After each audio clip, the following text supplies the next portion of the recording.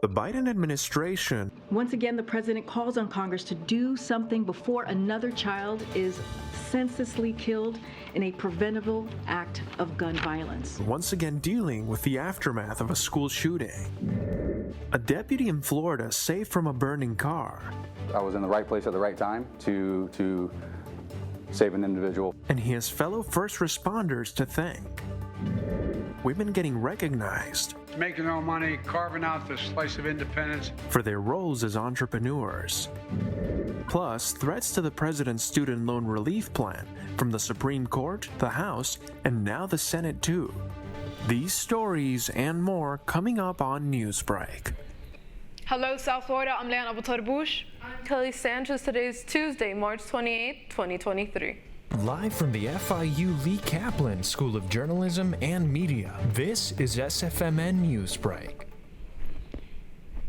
A community in Nashville torn apart by the actions of a school shooter. The White House is reacting. For more on that part of the story, we turn to our DC Bureau reporter Sabrina Begery-Stein. The Nashville shooting that left 3 children and 3 adults dead is the 129th mass shooting in just the first 3 months of this year. President Biden called it heartbreaking, adding that his administration's top priority is to end gun violence. The Metro Nashville Police Department identified the children as Evelyn D. Kaus, Hallie Scruggs, and William Keeney, all 9 years old, and the adults as Cynthia Peak, 61, Catherine Coons, 60, and Mike Hill, 61. We have to do more to stop gun violence. It's ripping our communities apart, ripping the soul of this nation, ripping at the very soul of the nation. President Biden renewed his call for Congress to pass an assault weapons ban. The identified shooter, Audrey Hale, was armed with 2 assault rifles and a pistol. White House Press Secretary Karine Jean-Pierre echoed the president's words, saying the White House is demanding that Congress act now. Once again, the president calls on Congress to do something before another child is senselessly killed in a preventable act of gun violence. Again, we need to do something. The shooting happened just a few days after Florida Congressman Maxwell Frost posted a video of police arresting Manuel Oliver, the father of Parkland shooting victim Joaquin Oliver, last Friday during a congressional hearing where he shouted at legislators to stop talking and do something about gun violence. At this point, the president does not have enough votes to pass an assault weapons ban. In 1994, Biden helped pass one while he was in the Senate, but it expired in 2004. I'm Sabrina Begery-Stein in Washington, D.C. for the South Florida Media Network. A firefighter here in Florida being hailed as a hero this morning for what he did while off duty. Lieutenant Benjamin Wootson with Orlando Fire was running late to his son's soccer practice when he saw the patrol car crash into an overpass bridge Saturday morning. Seminole County Deputy Matthew Luxon was inside.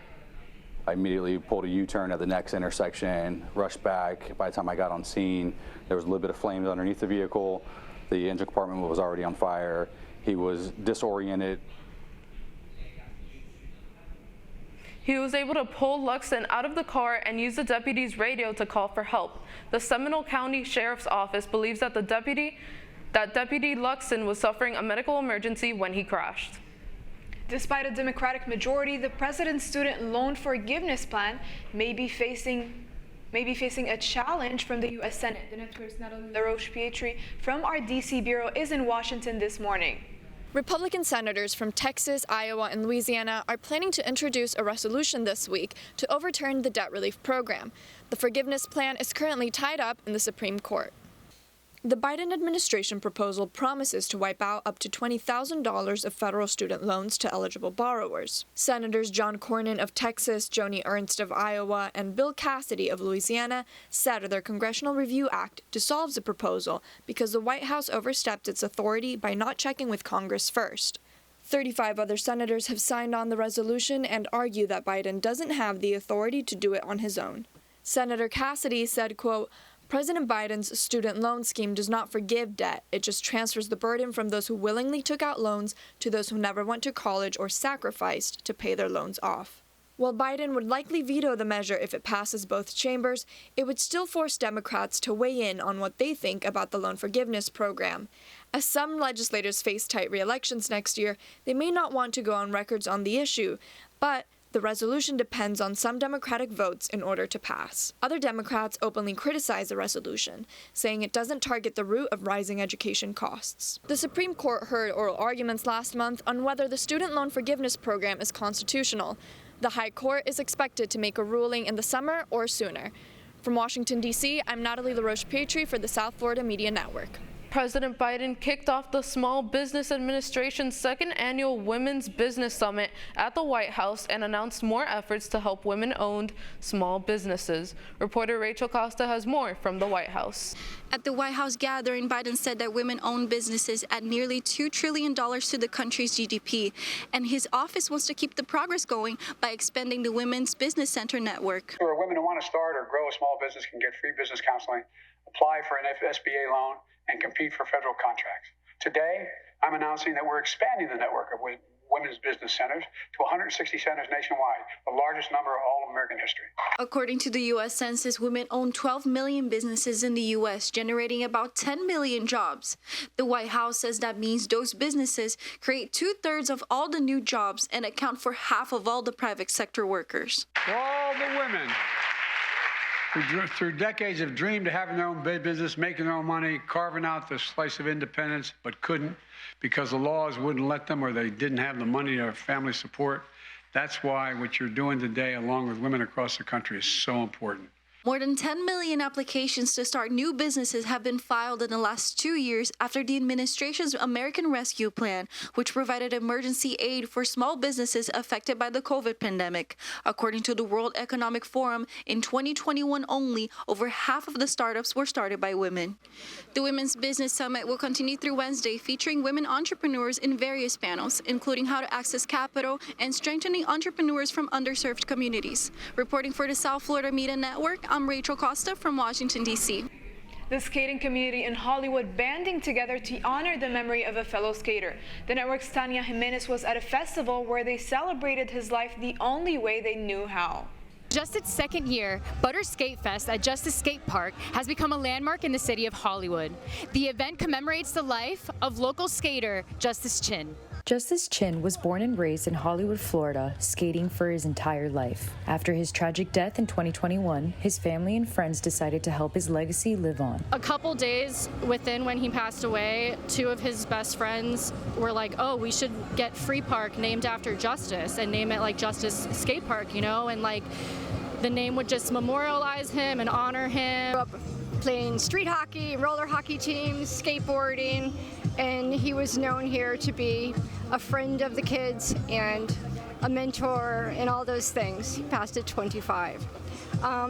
With that, they also petitioned to get the little street name was Free Park forever.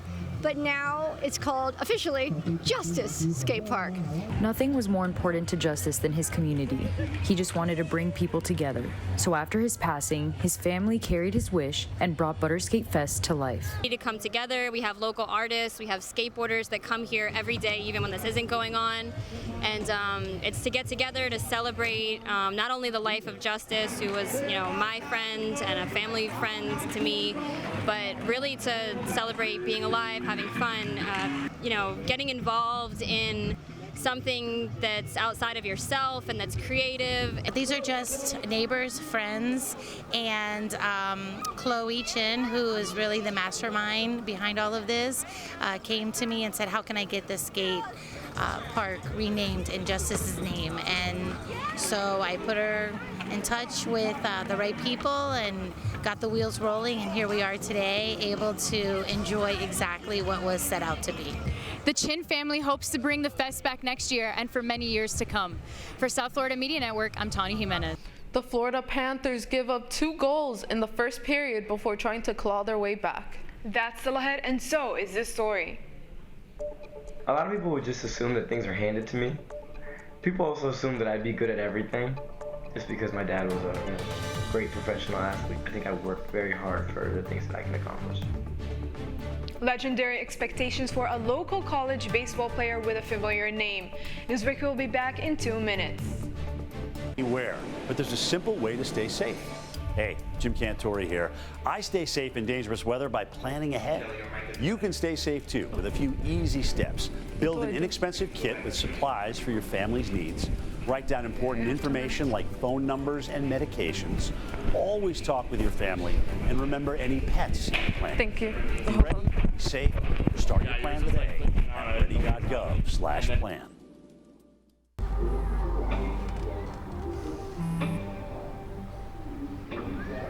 I don't know why you're so sad. You've got a roof over your head. You gotta stop with that depression stuff. That's what white people think. You all right? It just feels like it's coming from everywhere. Do you want to talk about it? You can talk to me if you're feeling sad. Whenever you need to talk, I'm here, okay?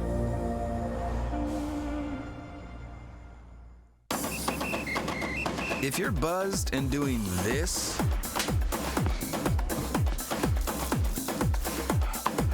to make yourself feel okay to drive, ZWX.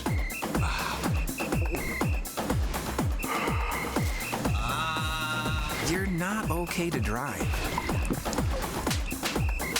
YGKLVW. Regular you.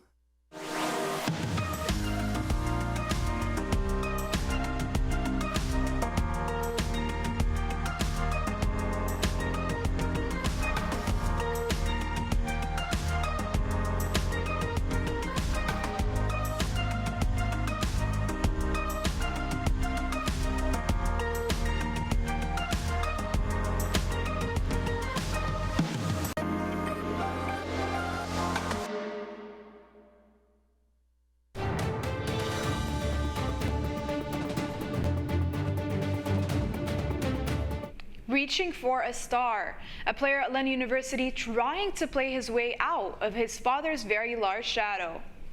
Not just a major leaguer, Pedro Martinez Sr. was the pitcher who helped the Boston Red Sox reverse the curse and win a World Series after 86 years. In his own words this morning, Pedro Martinez Jr. talks about trying to make a name for himself in Boca Raton.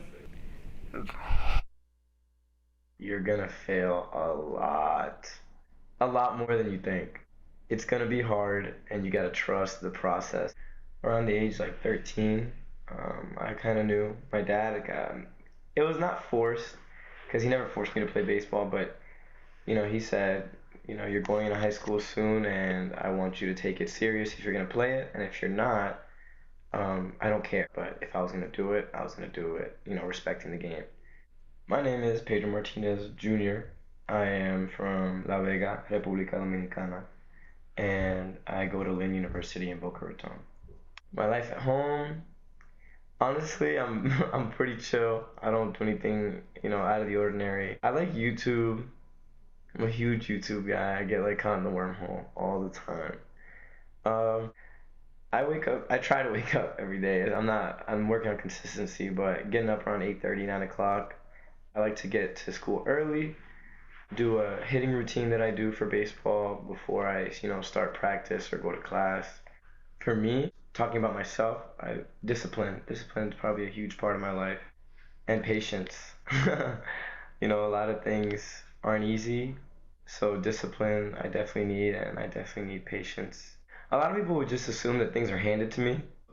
People also assume that I'd be good at everything, just because my dad was a, great professional athlete. I think I worked very hard for the things that I can accomplish. I want to get to the major leagues and make a different kind of impact than what, we see today. I want to be someone who can really change, not the game, but, the world as well. I try not to do everything my dad did, not in a bad way, but I want to be my own person. So I think you got to just run with it, love it, and have fun. If you don't have fun, you're never going to, like it.